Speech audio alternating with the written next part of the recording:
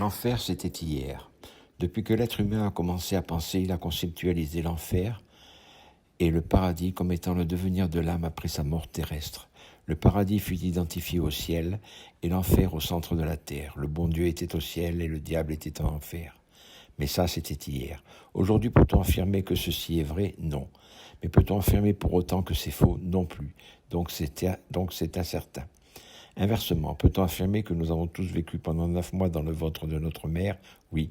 Qu'au bout de ces 9 mois, nous avons tous subi un traumatisme, notre naissance, nous séparant de ces moments d'harmonie où tout était fait pour nous, nourriture, oxygène, relations affectives intemporelles avec notre environnement le plus souvent bienveillant? Oui. Puis qu'il nous fallut tout apprendre, à marcher, à parler, à manger, à penser, comme nous l'a appris le nouveau monde nous entourant et qui était moins bienveillant. Oui, tout cela est vrai, même si nous n'en gardons aucun souvenir conscient, de la même manière que nous n'avons aucune conscience de notre cœur qui, au plus profond de nous-mêmes, bat du premier au dernier jour de notre vie. Nous devons à Otto Rank, l'élève de Freud, d'avoir conscientisé cette projection cosmique dans l'au-delà de notre mort terrestre, le paradis, l'enfer, le jugement dernier, comme la fuite inconsciente du traumatisme de la naissance, et de reconnaître dans le désir inconscient de retourner dans le ventre de sa mère l'autre solution, mais par introjection cette fois-ci. C'est le fameux « connais-toi toi-même ». Il importe donc d'en savoir un peu plus sur ce temps d'inconscience. Par idée, j'entends un concept que l'âme forme à titre de chose pensante, selon Spinoza. L'âme étant constituée de 3 parties, nous avons 3 façons de penser et des idées bien différentes les unes des autres. D'abord, celle d'un enfant ne sachant pas encore parler, la vie in utero et les premiers mois de la vie à l'air libre, c'est JB, la jument bête, l'inconscient proprement dit de Freud. Notre pensée est alors confuse. Puis, lors de l'acquisition de la parole, c'est l'enfance et l'adolescence. C'est J, la jument intelligente, le préconscient, lorsqu'on se fait une opinion des choses, lorsqu'on imagine des situations. Enfin, lorsque nos idées trouvent une certaine cohérence, une certaine logique, c'est l'âge adulte de C, la cavalière de la conscience, construisant alors des idées intelligibles pouvant être partagées avec d'autres êtres humains. Il y a donc en chacun des idées de jument bête, de jument intelligente et de cavalière. Voici une des toutes premières idées connues de jument. C'est le premier jugement de culpabilité découvert par la psychanalyse. Puisqu'à l'accouchement, le fœtus est séparé de sa mère, il y a souffrance affective, donc relation douloureuse entre la mère et l'enfant. Or, l'enfant ne peut concevoir le parent mauvais. En effet, sa mère serait mauvaise, lui venant de sa mère ne pourrait être bon. Donc, si le parent est bon et la relation mauvaise, ça ne peut être que de sa faute. Ce sentiment de culpabilité inconscient, derrière lequel se trouve immanquablement le sentiment de non-valoir, est admis par tous comme étant à la base de la psychologie humaine. C'est de cette erreur judiciaire, historique, universelle et surtout inconsciente dont il faut se libérer.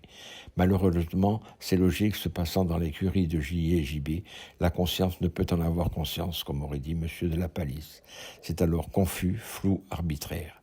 Mais tout devient plus clair sitôt que la conscience, la cavalière, arrive à mettre la bride sur le cou de l'inconscient JB. La connaissance intelligible et la connaissance intuitive. Nous venons de voir une idée qui montre que l'on peut réfléchir logiquement sans pour autant avoir raison.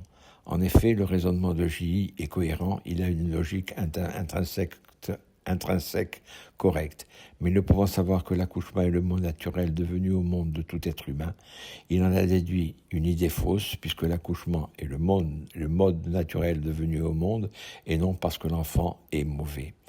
Nous sommes maintenant en présence devant l'autre façon d'apprécier la qualité d'une idée selon que sa logique intrinsèque est adéquate, elle a une cohérence admissible par tous, inadéquate, sa cohérence est hors de la sphère de la raison, ou contingente lorsqu'il est impossible de savoir si sa cohérence est adéquate ou inadéquate. Cette dernière façon de penser est celle de tout individu qui réfléchit sans s'occuper de savoir si le point de départ de sa réflexion est vrai, faux ou incertain, ainsi que cela est confirmé par le célèbre double syllogisme suivant. Tous les hommes sont mortels, or Socrate est un homme, donc Socrate est mortel, et tous les hommes sont des imbéciles, or Socrate est un homme, donc Socrate est un imbécile. Le premier est vrai, le deuxième est faux, alors que tous deux ont une logique intrinsèque adéquate.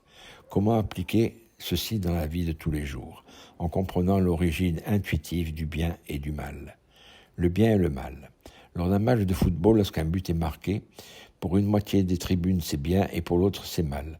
Si quelques instants plus tard un autre but est marqué par l'équipe inverse, pour une partie de la foule le bien devient le mal et pour l'autre le mal devient le bien.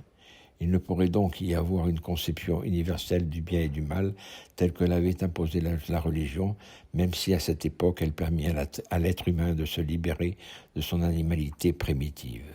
Ne pouvant être imposé de l'extérieur, un but marqué au cours d'un match, les préceptes, les dogmes, les commandements, la conception universelle du bien et du mal ne peut venir que de l'intérieur de chaque être humain. Explication. J.I. est intelligente parce qu'elle est liée à C. C'est pour cela d'ailleurs qu'elle est gentille. J.B. est bête parce qu'elle est liée à ses pulsions primitives animales.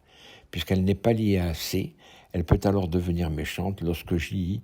ne peut plus l'entraîner dans la bonne direction comme le lui a appris C, la cavalière. Il faut alors que la conscience ne s'occupe plus de J.I., qu'elle lui lâche la bride sur le cou pour la mettre sur celui de J.B. Mais pour ce faire, C doit être préalablement descendu humblement de J.I. Comment ? En commençant par dire à voix haute les deux petites phrases toutes simples « J.I., je n'ai pas honte de toi parce que je sais que tu vaux » et « J.I., je t'aime ». Selon cette façon de voir et pour tout être humain, le bien ne dépend alors que de sa capacité à savoir contenir ses mauvaises passions. C'est l'éthique de Spinoza qui diffère de la morale, de la même manière que la façon de conduire un véhicule, l'éthique, diffère de la connaissance du code de la route, la morale. Mais, pour bien conduire, il faut bien sûr avoir appris le code de la route. En conclusion, qui n'a jamais vu l'angoisse d'un nourrisson au départ momentané de sa mère, les sanglots incoercibles d'un enfant abandonné à son impuissance originaire, la colère démoniaque d'un rejeton contrarié. Même si nous n'en gardons aucun souvenir conscient, il est évident que chacun ne peut qu'avoir vécu de tels événements. C'est l'enfer que chacun vit avant qu'il ne puisse en prendre conscience, puisque toutes les joies, toutes les peines, toutes les passions sont comprises par chacun entre le meilleur et le pire, entre ce meilleur et son pire. Ces émotions sont donc toutes vécues comme telles entre son meilleur et son pire. Le meilleur devient alors le paradis terrestre dont l'origine est dans la béatitude primitive de la vie in utero. Le pire est le tourment éternel de l'enfer, vécu lors du traumatisme de la naissance. Le bien et le mal existent bel et bien, mais ils ne peuvent être imposés de l'extérieur. La notion universelle du bien et du mal correspond désormais à la capacité de tout être humain. C'est pour cela d'ailleurs qu'elle peut être dite universelle, à contenir ses mauvaises passions, après être descendu humblement de son gibet pour pouvoir mettre un bride sur le cou de son gibet. Alors, pour cet être humain, pour chaque être humain, l'enfer, ce sera hier. Point final.